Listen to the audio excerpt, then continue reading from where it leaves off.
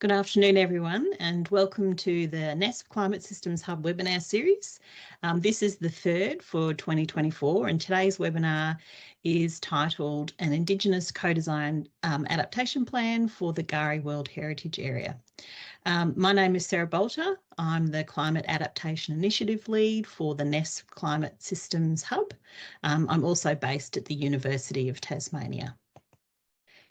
I'd like to begin today's webinar by acknowledging the Butchulla people, who are the traditional custodians of K'gari and the mainland surrounding that area and the sea country. It's also the country of two of the webinar that the webinar is focused on today, and the country for two of our speakers. We pay respects to their elders, past, present and emerging, but I'd also like to extend my respects to all Aboriginal and Torres Strait Islanders joining us today. We recognise in the Hub the important role traditional knowledge plays in understanding Australia's climate. We know you're dialing in from across Australia, so please take a moment to think about the traditional owners from the country that you're joining from. I just have a few housekeeping notes before we begin. This webinar is being recorded. We'll make that link available via the NESP Climate Systems website in coming days. We'd really encourage you to ask questions. There is a Q&A function. You'll see a little symbol on the right-hand side with a question mark in it next to this webcast, and that is where you can type questions in. We'll endeavour to get to as many questions as possible, but I'd certainly encourage you to get them in early because we don't always have time to address all questions. This webinar will be a slightly different format in that it'll be more of a conversation between myself and the panellists. So feel free to drop those questions in at any time, and we'll see if we can answer them as we go along. So first of all, I'd like to introduce and warmly welcome our panel of speakers today. First is Chantel van Wemmelen. So Chantel is the Butchulla Aboriginal Corporation Prescribed Body Corporates Ranger Coordinator. It's a position she's held since 2018. She is a proud Butchulla woman. She's passionate about her people and the role that First Nations groups should have in restoring and managing country. Chantel is also a member on the award-winning Queensland Indigenous Women's Ranger Networks Advisory Group. So welcome, Chantel. Our second panellist is Jade Gould. Jade is also a Butchulla and a Wapabara woman. She's an environmental scientist. Her Masters of Science made contributions to the understanding of climate change impacts on First Nations peoples, with a particular focus on the Butchulla community. She's currently undertaking a PhD examining First Nations peoples' relationship with the Australian landscape, based at the University of Sunshine Coast, and also as a research fellow with the CSIRO. So welcome also, Jade. And our third panellist is Tony Thwaites, and Tony is the Senior Project Officer in the World Heritage Team in the Queensland Department of Environment, Science and Innovation, with years of experience working in partnership with stakeholders, particularly traditional owners. So Tony has extensive understanding of how to bring people together to achieve positive outcomes. This is due in part to her wide-ranging background in emotional intelligence, neurolinguistics, programming, coaching and facilitation. So welcome, Tony. So I want to start this webinar by actually inviting Chantel and Jade to speak about K'gari and introduce us to Butchulla country. So maybe if I can start with you, Chantel. Yep. Okay, so K'gari is located in southeast Queensland, if anyone doesn't know. So, and Butchulla country is parts of Hervey Bay, Maryborough, and K'gari. So I work for the Butchulla Aboriginal Corporation, who manages the native title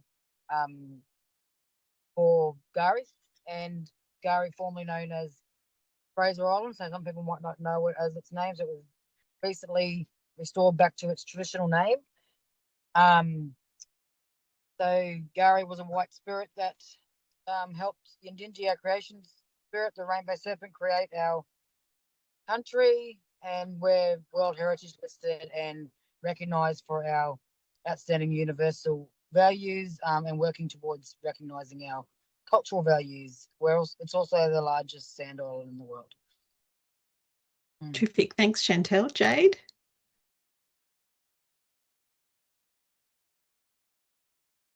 Thanks.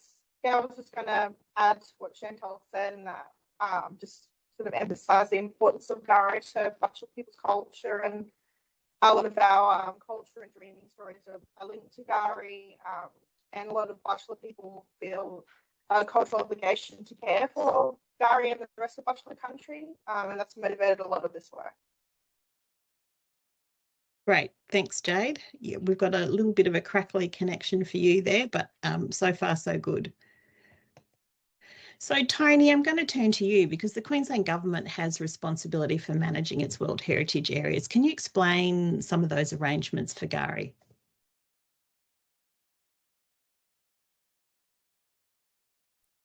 Apologies. Yeah, it's always one who's always on mute, isn't it? I work for the World Heritage team, so we're actually in the Environmental Heritage Policy and Programs team, but we were originally in the Queensland Parks and Wildlife Services. So K'gari was listed over 30 years ago to be on the World Heritage list, but before that, and currently it's actually managed by Queensland Parks Wildlife Services as a national park.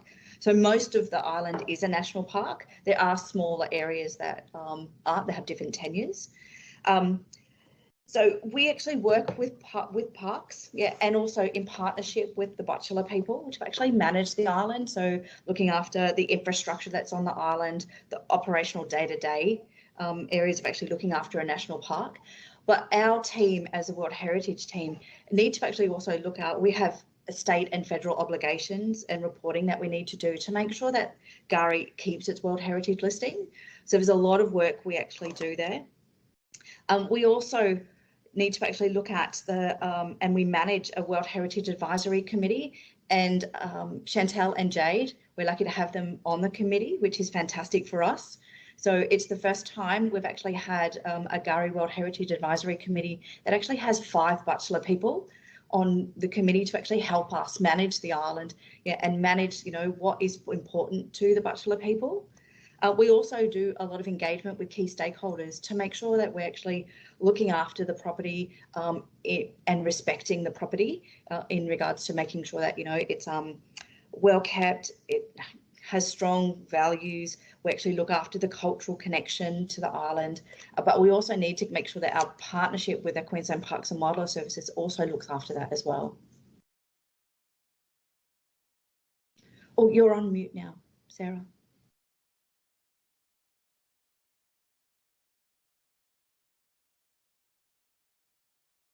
Sorry, of course. I mean, again, like you said, there has to be one, but actually there was 2 this time.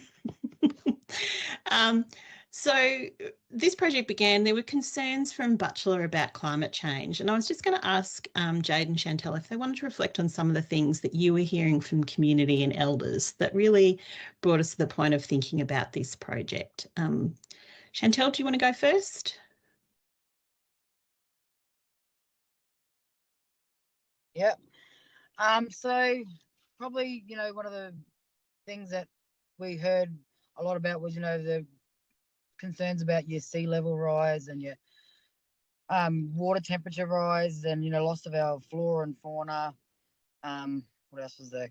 Cultural resources, the loss of, you know, bush tucker, and, you know, our lakes, which is our song lines and whatnot, and what else was there? And fire threats. So, you know, around the time this came through, we had the Juling wildfire that went through and burnt out a fair bit of our country. So, you know, that was always a concern from the mob in relation to that. So, you know, we tried to focus, and we looked at trying to focus on, you know, reducing the impacts of climate change and increasing the resilience of country was sort of what we looked at planning throughout this process of the Climate Adaptation Plan. Yeah, terrific. Thanks, Chantal. Jade, do you want to add some of the reflections that you had in thinking about this project? Yeah, I think some of the motivations are around just the changes our mob have seen in their lifetime on our country. You know, some of these things include just, you know, the availability of some of our key resources and some culturally significant species.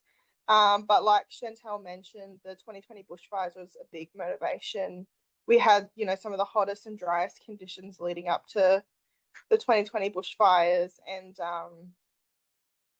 it was the first time Butchulla people had a key role in managing any sort of natural disaster on the island. And through that process, we really sort of showed that our understanding of country can provide for a better outcome for the environment. And that's led to a lot of, you know, the discussions around some of the solutions that Butchulla people can play a big role in mitigating climate change.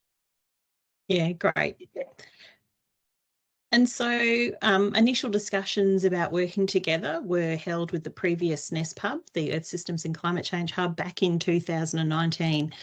But obviously COVID came in the interim and the project was put on hold.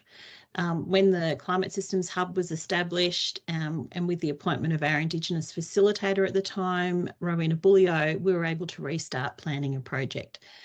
And so the project set out to understand climate risks and build an adaptation plan.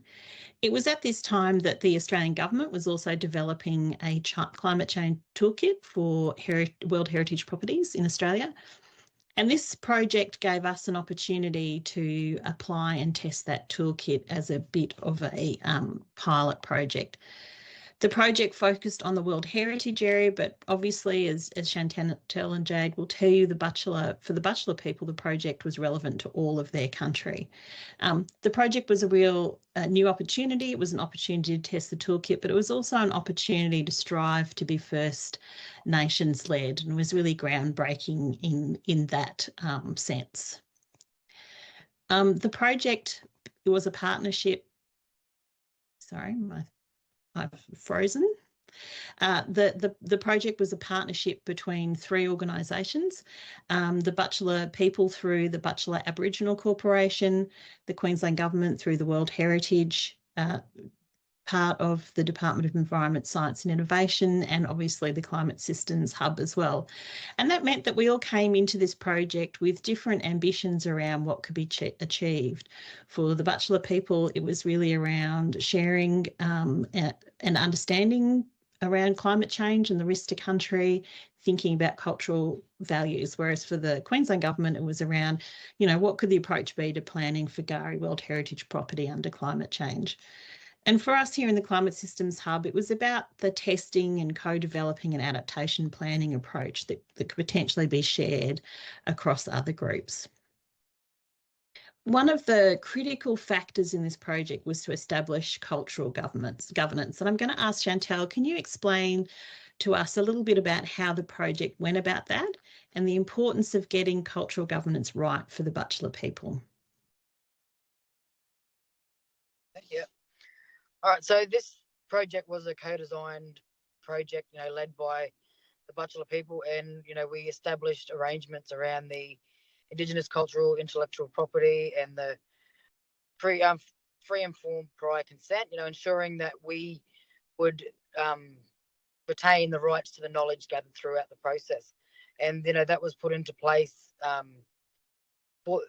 the start of this project. And yeah, and I think there was just that having that respectful relationship between ourselves and the three of us that you identified before, Sarah, that, you know, they're having that respectful relationships between, you know, even though we had different parts in the project, we still had the same goal at the end. So, you know, and I think throughout the process, having that science knowledge and that cultural knowledge that works when it's done properly, you know, is a very powerful experience that we did have throughout this project. You know, it was a very inclusive process. We also, we had most families represented on the working group that we had, and, you know, that was it was a very collective process that I seen. You know,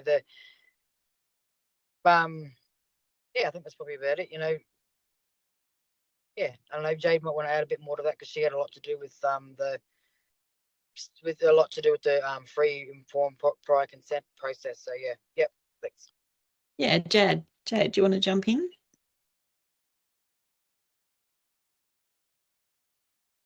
Yep, no worries. And I just think that, you know, important points were made on the cultural governance is we have 2 native title bodies that have jurisdiction over the World Heritage of the area, and so it was important to have both groups included in the decision-making process and project management. And so it was important to have a good and clear governance structure, to allow things to work.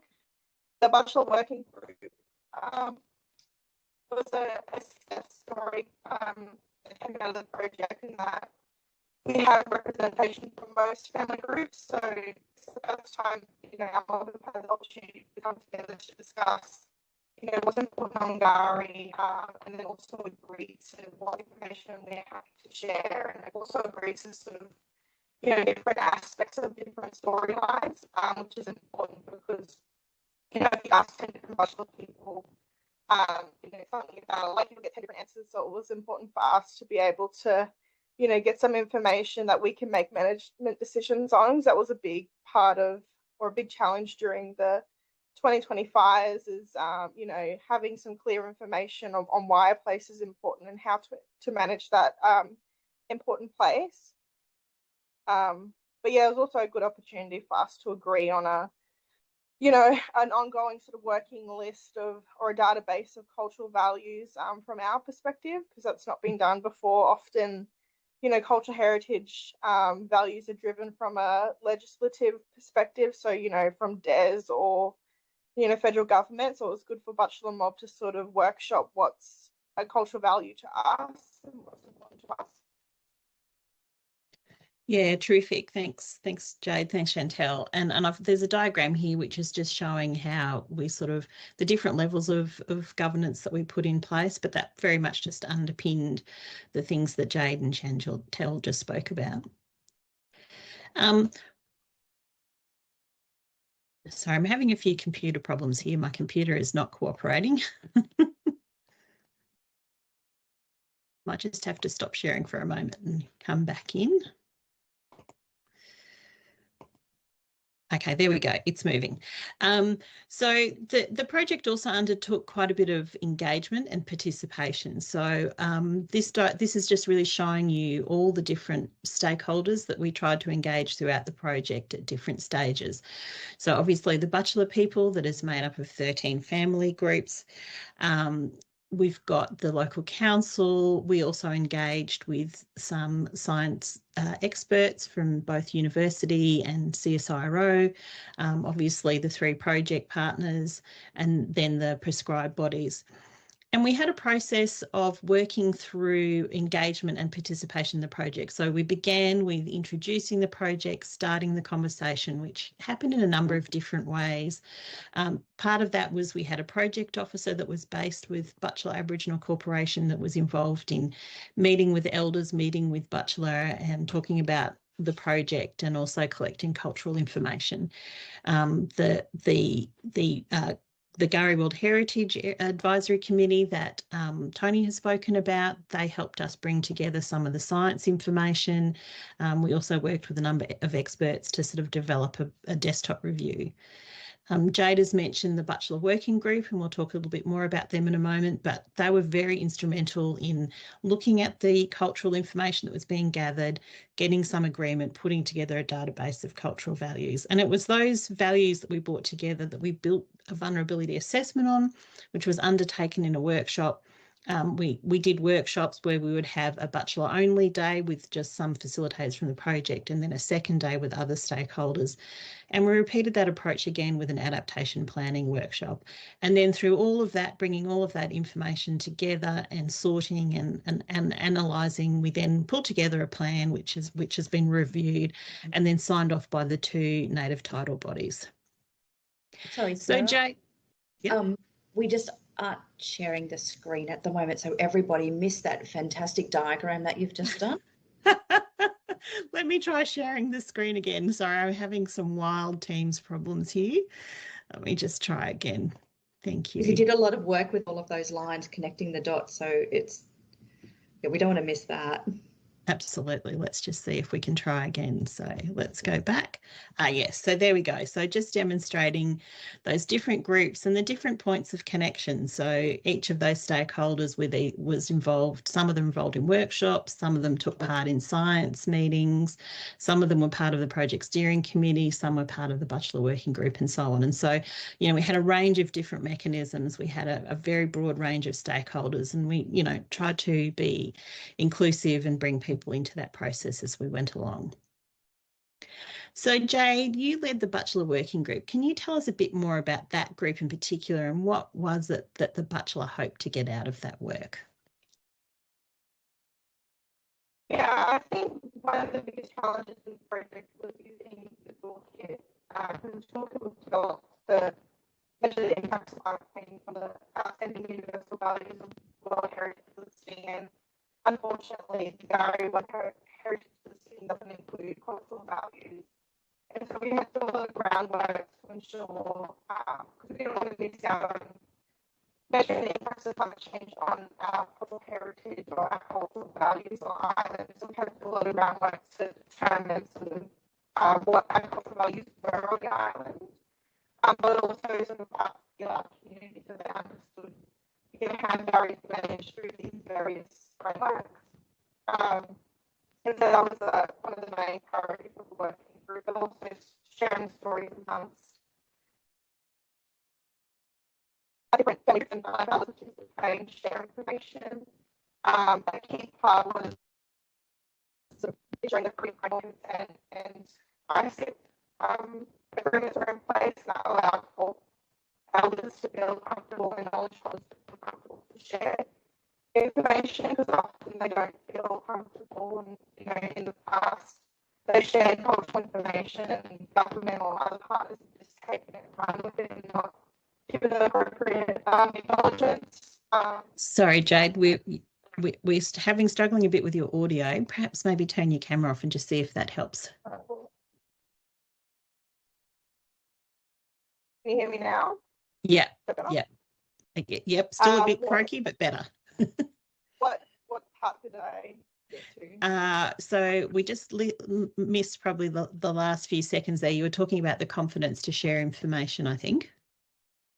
Yeah, so that, you know, just having those two processes in place and, you know, showing clearly to our community how information will be shared and safeguarded, I guess, allowed for, you know, the confidence for our mob to share a lot of their information for this project. And that in itself made it a lot more sort of tangible from our end, just knowing that we've, you know, done the best effort to include the most cultural information we can to have a, you know, the most accurate kind of outcome at the end. Yeah, terrific. Thanks, Jade. And so, you know, I think that's an important point you're making there around building confidence for Butchulla, having confidence in the outcomes in the project, and that Butchulla working group was really instrumental in that. So Chantal, turning to you, the Butchulla elders also played a really important part, both as knowledge holders and, you know, engaging in the project. Can you talk a bit about the importance of the elders to the project? Yeah, so I think it was good to get the elders involved in the project, because, you know, in the past when we've done projects like this, there's been that fear of sharing knowledge due to past experience, and, you know, that not respecting that knowledge that we share, and, you know, being just that tokenistic people that, you know, they just to tick a box in projects like this. So I think that because this process was different and was led by us, and that people were more open to being part of the project, so that was very important in that sense, and that showed because, like we said before, the majority of our family groups, 13 family groups that are on Butchulla claims, that were part of the process. You know, even though we had the two PBCs, we all were the same families on both PBCs. So yes, in regards to the advisory committees and whatnot, it was important to have both PBCs. But when it came to the working group, it didn't affect the working group because it's still the same families on both PBCs. So yes, I think that was also good too. You know, and any recording of any cultural knowledge is beneficial, because unfortunately, if we don't record this information, we lose this information. So to be able to do this, you know, is a start. And, you know, it's really to be part of this process and to start this process, because this is going to be a living document that will continue, you know, and it will be added to all the time. So, you know, being part is a very special thing to be part of it, you know, and it's going to be there for our future generations to be able to look back on and use. And, you know, it also promotes that intergenerational learning with our children, our younger generation, with the elders and the knowledge that was collected in this. You know,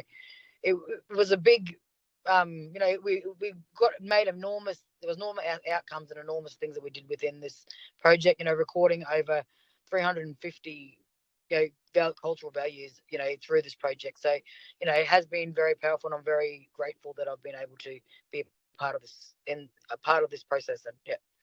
Amazing. Thanks, Chantal. And so, question without notice, Tony, do you want to explain the significance of the picture? Oh, yeah. So this is, we had more than 40 of our elders together. It was on the 14th of December. So it was pulling everyone together. We did a workshop, but you'll notice in the picture that a lot of our elders are actually wearing scarves. So the scarves were actually made by the Wide Bay Women's Yarning Circle, which is based in Butchulla country. Yeah, and the scarves represent, you know, from the dark blue right through to the orange and red. So it actually starts in from 1901 right through to 2024. And that's the Butchulla recognised that the, you know, country's getting hotter. Yeah, things are changing. So it was fantastic to actually give all of our elders a scarf to represent for all of their hard work and help and sharing their knowledge for the actual presentation. So it was fantastic. Thank you. Yeah, and a great connection between not just, you know, the project, but the community more widely in being involved in this. So yeah, I mean, I love this photo. It's a beauty. Everyone's so happy. Absolutely, that's right.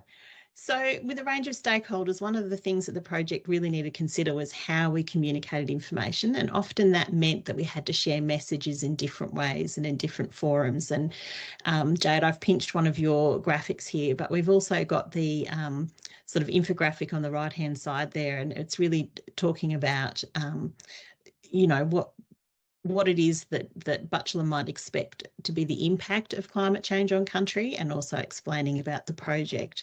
So it was important that we had some, you know, we developed quite a range of different communication tools throughout the project to help share information. It was also important the way we approached the vulnerability assessment and adaptation plan was to begin with Butchulla values. So as Jade and Chantal have said, you know, there was a lot of effort put in place to bring together what Butchulla saw as the values of their values on K'gari.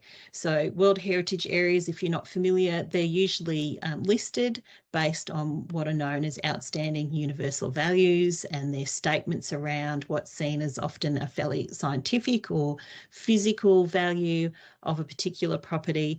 But for Butchulla, we began by actually understanding what their values were and used that as the basis of doing the vulnerability assessment.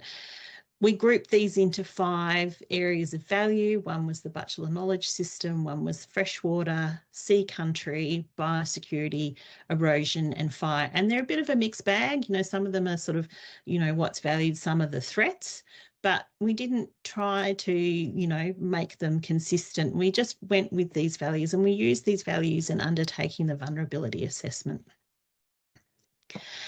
So as I said in the outset, this project needed to deliver to the 3 partners. The K'gari World Heritage Area Vulnerability Assessment and Climate Adaptation Plan has now been completed. It's been approved by the boards of both of the prescribed body corporates. And it's really a blueprint for managing the K'gari World Heritage Area into the future, and it offers an important foundation for the project partners and stakeholders going forward. It includes information around how we undertook the process, how climate change might impact K'gari, the detail of the vulnerability assessment and impact assessment for K'gari, and a range of adaptation actions that were developed through those adaptation planning workshops, and some information and guidance on monitoring and evaluation.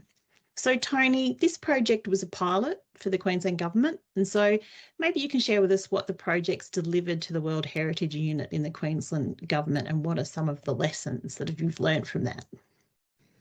Yeah, I think the biggest change for us was being able to actually pivot quite quickly from 2019 and what the project was going to look like to when we actually restarted the project in 2020, late 2021, 2022, and actually having it, deciding that, let's actually have it traditional owner led, and do something that's a bit groundbreaking, which we're really excited about, because now we've actually got quite a few other climate adaptation projects that we're going to be doing, and we're going to use the lessons that we've actually got from this one, to actually put into that. I was actually in a meeting with a group from Gondwana World Heritage Queensland section this morning, and I was telling them about the lessons we've learned from this project and how we're going to incorporate that into Gondwana, and they're so excited. They actually want to meet the Butchulla and all those involved and work out how they can actually utilize their lessons as well, and for all of their mob.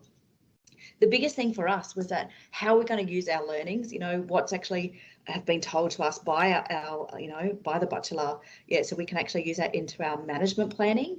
So we've been holding off on actually performing a strategic plan for K'gari until this project was done, because we actually don't want to just do what we've always done, because it doesn't always work. We actually wanted to utilize the learnings from this, understand what the Butchulla are actually needing, so we can actually put that into our plans going forward. So it's not going to just be something that's only going to be just for K'gari. We're actually going to utilize that for all of our World Heritage properties, and hopefully into the future for the World Heritage properties around Australia as well. We also grew in our relationships with the Butchulla. So I've only been in this role for a short period of time, and I was fortunate and privileged enough to actually lead this project from our World Heritage team. And I feel like we've built strong relationships, haven't we, Chantal and Jade? So together, we've overcome some obstacles and hurdles, but we've actually learnt what works, what doesn't work. And I think the biggest thing is actually having people on the ground and getting some buy-in from all of our elders and all of the community. And I think the community engagement's the first thing. If anyone's looking to do anything like this, is set up a community engagement meeting where you're not talking about the project, but you're just getting to know people. You actually have to build trust and build respect before you can actually ask anyone to actually share what they want. Yeah, fantastic, Tony. That's really great. And I'd echo a lot of your feelings about the project. So, for the Butchulla people, it was also an opportunity to have a record of both the cultural values that were discussed through the working group and with elders, but also a record of what was agreed in the Climate Adaptation Plan. And we have produced a booklet summarising the plan, and it's to be distributed to the Butchulla on Friday, and I'll hold off what Friday is for a moment, and we can talk about what that is. But the Butchulla Aboriginal Corporation now holds a database of Butchulla values. So Jade, bringing together Butchulla people to collect, agree and share values among mob and to communicate information from the science and the project did more than create a plan. Can you talk about what the project has achieved for Butchulla and how that might be built on in the future? What you hope to see in the future from this? Yeah, sure. So one of the sort of main priorities for our mob at the moment is having our cultural values recognised in the World Heritage listing.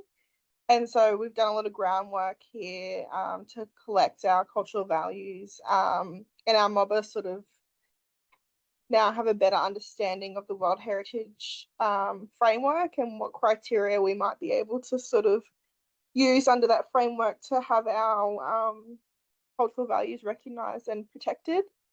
So that's been a big priority for us, and this work has really, helped us gain momentum towards that goal. But also just having that database of agreed cultural values is a really big outcome for us, just, for management decisions on the island, as well as, when we're applying for funding and, future planning. We now have a database of cultural values that our mob have identified that can steer our work.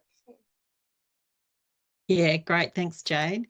And then I guess, one of the other things is that this project is achieving or hope to achieve was protecting K'gari. And so many of the adaptation and management actions that were identified by the project offer some management priorities that could be readily adopted in the not too distant future, and very much came from the Butchulla themselves around their ambitions for how K'gari should be managed. So Chantelle, your role is to manage the Butchulla Aboriginal Corporation Ranger program. So what do you see as important next steps from this project? Yeah, I definitely think that, collecting these cultural values and having that database, in being able to now pick out things that we can do within our existing programs and also applying for further funding that this helps to try and implement these things. We've been able to use just an example of that from this cultural values table, that database that we had. We were able to use that table and the recordings of all our lakes and our waterways, and been able to use that in another project that we're doing around healthy water, and use that and using that working group for the future. And we've been able to use, and now we've built a mapping system of these areas, and within this mapping system we're able to record what we're going to do, work plans to do on country, and record any data or anything, all in the one place. So like I said before, it's going to be an existing document. We've also been fortunate enough in relation to biosecurity, that we've just secured a funding from the Australian Heritage Grant in relation to a biosecurity strategy. So there's definitely the stuff that we've recorded in this project will be useful for that project and other projects in the track. Other things that our rangers are able to implement in the field is traditional fire management, weed and pest eradication, protection of traditional values, using this traditional knowledge in any caring for country projects. So protecting our vulnerable species. Like I said before, with the freshwater lakes, K'gari has 50% of the world's perch lakes so we're able to protect those songlines and Dreamtime stories through the stuff that we've collated throughout this project. All our works that we do on K'gari as rangers, honours our first law, which is Minyan Galangogu Jai Kalambayam, which is what is good for the land must come first. So what we've done here is definitely going to help us in the future, and like I said, for future generations down the track, to be able to care for country and keep country resilient. Amazing. Thanks, Chantelle. I'm really excited to see what comes next out of this project. But just before we sort of getting towards the end, and so just a reminder to people that you can put your questions in the Q&A function, the little sort of bubble with a question mark in it, and we'll take a look at those questions. But obviously I said there was 3 partners and we were looking to achieve different things. So the Climate System Hub has developed a case study out of the work that we did. It outlines the approach and it shares some of the lessons that we all have taken away from this project and from tackling an adaptation planning process. It's very much built around the lens of doing this for traditional owners, but I think there are a lot of other lessons for non-traditional owners in thinking about how they approach undertaking an adaptation plan, and some of the lessons that we might take forward with other properties. So this has now been published to our website. So if you head over to the Climate Systems Hub website and have a look at our resources tab, it's the latest fact sheet there. So we'd love for you to take a look and share, and we'll send that link when we send out the recording to this webinar. So the last thing I wanted to say as part of these slides was to really show acknowledgements, and I wanted to not just sort of to acknowledge these people. I think we have a lot that we owe to a lot of people, but I actually wanted to demonstrate the work and input that went into this project. It doesn't include all the non-Butchulla community members who attended workshops and contributed their knowledge and experience, but across the working group, across the elders, across the project team, across the different partners, there was an enormous number of people that came together in putting this project together. So I felt like it was an important slide to share all those different contributors. And so that's kind of the formal part that we've pulled together for the webinar, and it's really now time for the Q&A part of the webinar. So as I keep saying, questions please in the Q&A function. I see we're starting to get some questions now, and I'll stop sharing our screen so that you can see our faces. So we've got one question here, and it's first of all saying fantastic project, great seminar. So thank you for that. We always appreciate that feedback. But probably I'll ask each of the panellists to unpack a little bit more about the highest priority adaptation action that's come out of this project from the Butchulla community perspective. So Chantel, do you want to tackle this one first?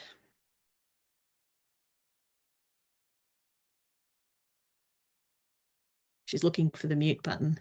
There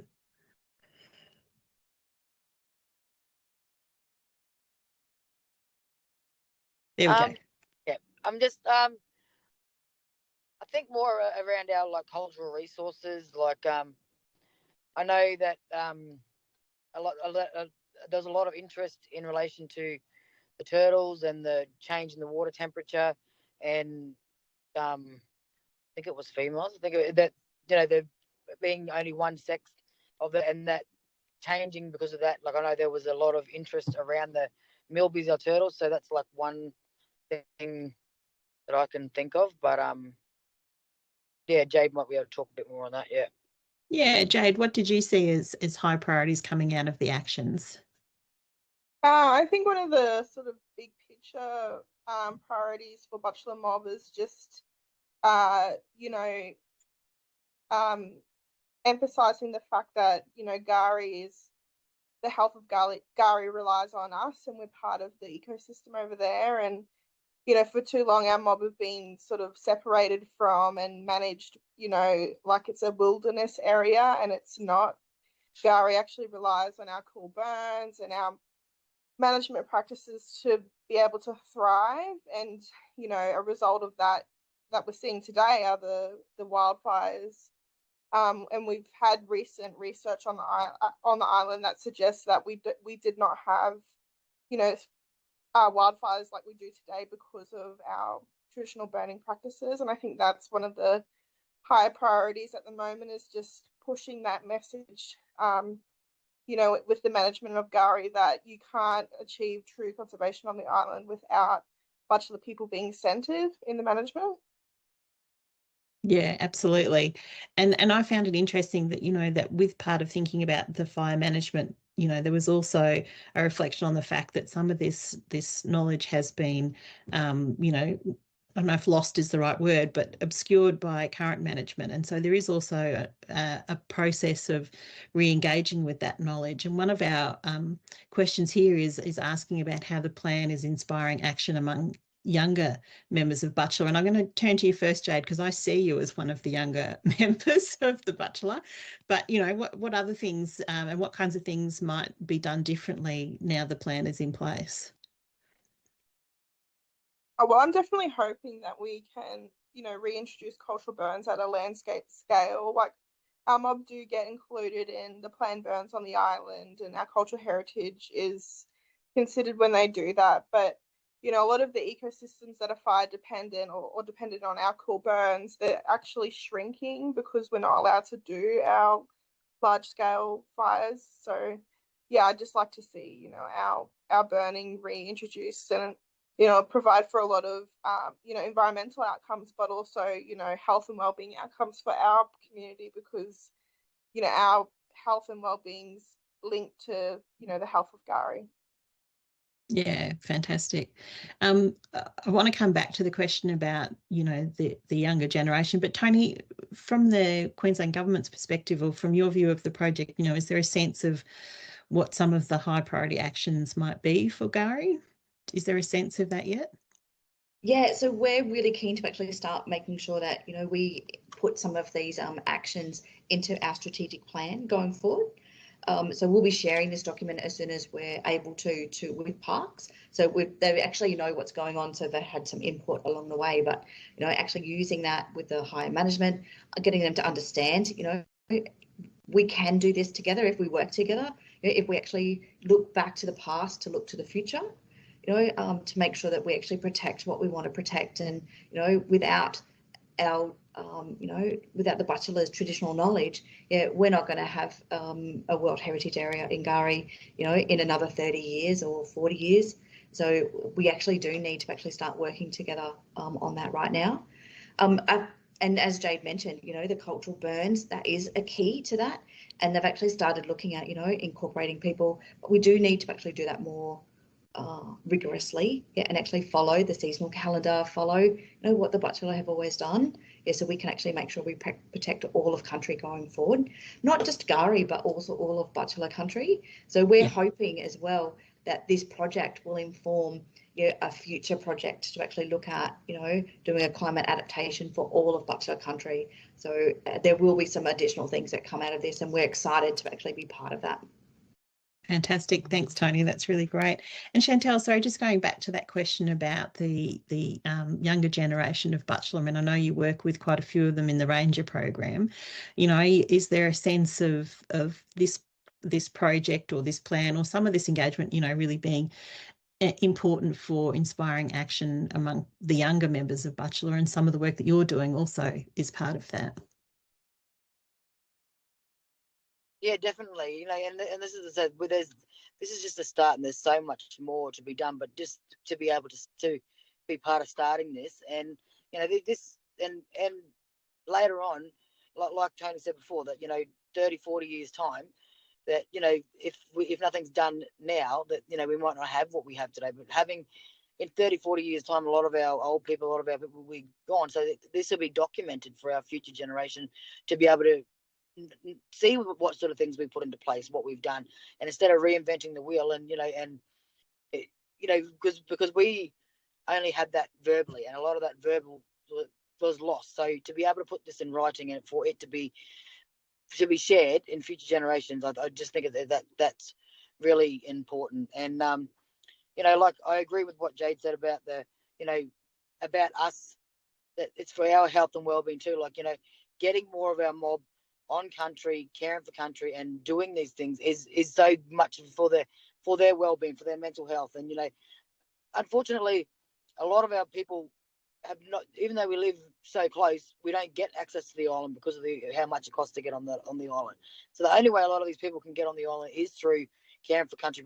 And being that I've been in this field for so long, like every time I get on the island and I'm doing work on the island, you get that feeling, and it's such a special feeling that you are being there, getting there, and you learn something new every time. Like K'gari's always showing you something different, and I just really am excited for that and want that to be sustainable for our future generation to be able to also be part of that feeling and being on K'gari. Yeah, that's a fantastic point, Chantel. I think probably a lot of people don't appreciate that. I certainly learnt through the project that, for a lot of Butchulla people, you don't get the opportunity to go to K'gari very often, and it's a privilege of those who are working there. But for many of the elders, it's an opportunity that's difficult to give them. So that's a really, I think that's a really think too, with the elders too, in that sense too.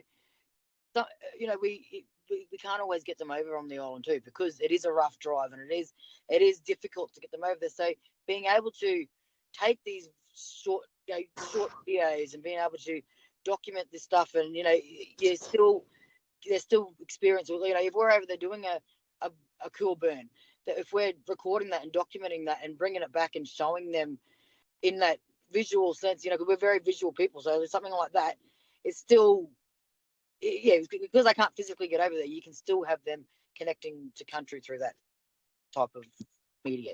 Thanks. Yeah, that's awesome. Thanks, Chantel. There's a couple of questions here around free, prior, informed consent and Indigenous and cultural intellectual property, and those were obviously important pillars for the project, and we developed a project plan which addressed those. I might start with you, Tony, because I think that that was something that was a really important part for the Queensland government in getting that right. So, reflections from you on things that we learned out of and how we actually undertook that process of getting that free, prior, informed consent and making sure we were preserving ICIP. Yeah, so I think it was we did learn a few lessons as we went along the way. So we started off with the documents that the government had, and it was like, okay, well, it's not actually working. It doesn't actually cover enough of the information. We then went to the elders and the Butchulla group and just said, what do we need to do better? The great thing is we actually had Rowie. So come up to and say, well, actually, from prior, projects I've worked on, this is what we used. So we were able to actually, take the parts that worked really well, and change and adapt it to the Butchulla people. We made sure that every time we had a working group, every time we had somebody together, no matter if they'd already been involved before, we actually talked about it. So we spent probably a good half hour, speaking every time the Butchulla got together to actually go through what informed ICIP, I'm just going to go that way, meant, what it meant to them, and that they could actually pull out at any time, how we're going to collect the data, where it's going to be stored. That was part of the steering group as well. So the steering committee actually went together and said, okay, well, how are we going to inform it and how are we going to keep it? Where's the information going to be kept? And it was kind of like, okay, the Butchulla then decided, let's work on keeping it in just one place that only us have access to. And I was privileged enough to be the only other person who had access to it. No one else was allowed to. So it was, it just kept everyone informed. It made sure that people felt comfortable and confident that with what we were doing, was actually going to be the right thing for Butchulla. We wanted to make sure that they all the Butchulla understood that, any information that they actually gave us was still going to be theirs. We weren't going to use it without their consent. If they wanted to pull their consent at any time, we were open to it. They just need to let us know so we can actually have that. And I think we only ever had one person who was like, you know what, I want to share, but I'm only going to share with my mob. And I don't want to go any further than that. And we respected that. So we respected that, he didn't want to be involved in any photographs. If he was, we were to remove him. Any of his stories, was only to be shared amongst the elders or, or the young folk, but not to us. And once people understood that, we were going to respect all of that, I think that's where people were more willing to share and open up. And I think that was what the key of that was that making sure that people understood we respected their boundaries, respected what they actually wanted throughout the whole project, and we were open and honest with them as well. Yeah, great. And Jade, this is something that you had a lot of conversations with the mob about, what was going to happen to their information. Do you have any reflections on the lessons or what was important in this project in protecting ICIP and making sure we had free, prior, informed consent? Yeah, I think a big sort of help was having the two native title, two peak bodies that represent our community, but also going through the principles of free, prior, informed consent. So really, taking the time to explain to our community what the process is and what the risks may be to get their consent. And, I do sort of acknowledge our partners in taking the time to do that with our community, because it was a long process. Like, the process started in 2019 and, COVID amongst the fires meant a really staggered beginning for our for this project. But it was also the first time our community got to really go through those principles of free, prior, informed consent. We also had a lot of the code of conduct for researchers as well, something that was developed by the Climate Systems Hub, really assisted our community in feeling comfortable during our community days. And for the people sort of listening in that don't know what that is, it's just a code of conduct that researchers sign before they come in. So when mob are freely sort of giving stories or knowledge, that doesn't become a research project after the workshop is finished. And the onus is also put back on researchers to sort of do the right thing when they come to our community workshops. And then just also, it was a new space coming into the project, so the new requirements of managing ICIP, it was a learning curve for all of our partners, including Butchulla mob. So, understanding from our perspective as well, the responsibilities that we have to manage our people's information was a learning. But yeah, I think, just working through it and having the right sort of resources to support us as well was a key contribution to our success. Yeah, fantastic. Thanks, Jane. And just to add to that, Yeah, go. there, and I do, to me, with that, it was sort of all new to me too. Like, I'm more on the ground, so Tony, Jade, Rowie, yourself, you were big advocates for that. So I have, out of the project, I personally have a clearer understanding of what all that means now. So I think that it did have it was good for mob to understand what that meant, because a lot of people didn't know. And so I can say that out of the project that that was a success, that people now can be assured that they are protected in what they share. So thanks, guys. Yeah, fantastic, fantastic, Chantal. That's a great reflection. There's a question here around tourists, and maybe I'll throw this to you, Chantal. So, I know that there was a few actions that talked about some of the pressures on K'gari from tourism and some of the concerns around, particularly for biosecurity and impacts on the freshwater. So is there any thoughts about sharing some of the outcomes with tourists who visit K'gari? Any plans there for the Ranger program? Well, unfortunately, I don't know if I can say this, but the government priorities are different to our priorities. So K'gari is visited by many visitors. So visitors and tourists and the dollar sign is a big priority for them.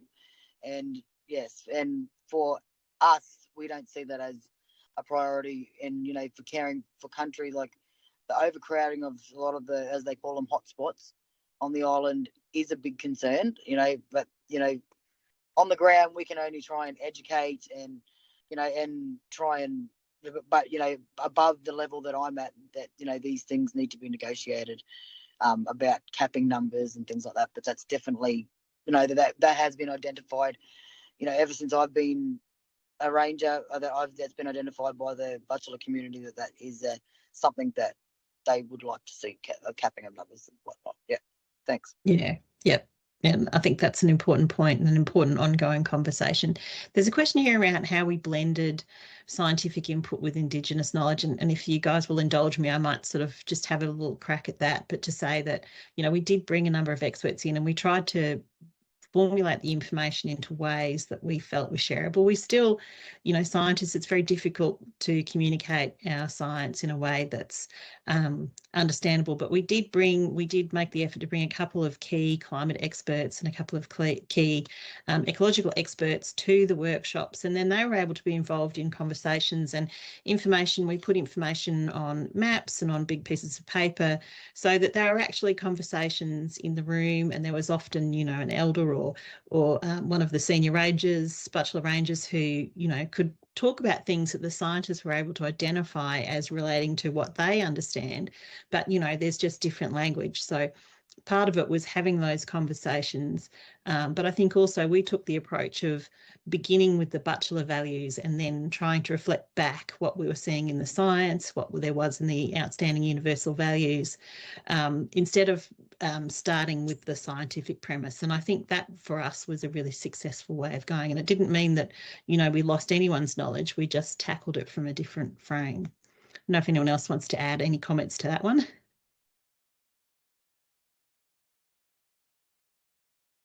Chantal's always talked about so knowing that from the creation story, so the scientific information actually backs the creation story. So Chantal, I'm going to put you on the spot and throw you over to that, so because I love hearing you talk about that. So I think so that's always been a story that that part of that creation story about K'gari laying on the rocks and then being turned into the island, that's always been portrayed, that area that she laid was around India. And then to have the scientists come in and say, that they believe scientifically that that's also the area that the island was formed, and having that cultural and scientific knowledge and them, that story come together has always been, I've always felt that's very, so that's why I think that it can be it's very powerful when that does come together. So that's, we can talk about that. Awesome, thank you. Sorry, we've run out of time. very quickly, something's happening on Friday. Who wants to talk about what's happening on Friday? Tony again. Tony, go. It's your... So we're actually having a celebration event, the Butchulla celebrating with a massive community event at Damon Park on Friday. So it's the culmination and a big thank you to the whole of the Butchulla community and the Hervey Bay community for all of their help, support, bringing together all of their knowledge, and with us sharing, you know, all of the outcomes that we've actually had. So it's going to be a fantastic day. We've got song and dance and bands, and we'll have little tours. Yeah, I'm really excited to actually be part of it. And I want to thank, you know, Chantal, Sarah, Jade, and all of the other Butchulla who've actually helping pull it together. It's a massive event. We're looking at more than 100 people, you know, coming along. So yeah, we're hoping to be able to share some photographs. So you might be able to see some photographs of that event as well. So it's very exciting. Thank you. What a great note to finish on. And we'll also have the booklet we've produced for Butchulla to take, which is the Climate Adaptation Plan and some other materials to share. So it's pretty exciting. So look, thank you so much to our panellists today, to Jade, Tony, Chantel. Look, I think it's been fantastic discussion. Sorry we didn't get to all of the questions. And we really hope everyone has enjoyed. We've got more webinars lined up this year. So make sure you've subscribed to our newsletter, our monthly newsletter. Keep an eye on your inbox for what's coming up. Before I mean, if we were in a room, I'd ask you all to thank our speakers. So I'm assuming you're sort of, you know, all virtually giving them an applause. We'd really value feedback. We usually send out a short survey after the webinar, so that'll be emailed with the link for recording when it's available. And then finally, many thanks for joining us today, and we hope to see you next time. Thanks very much. Thank you.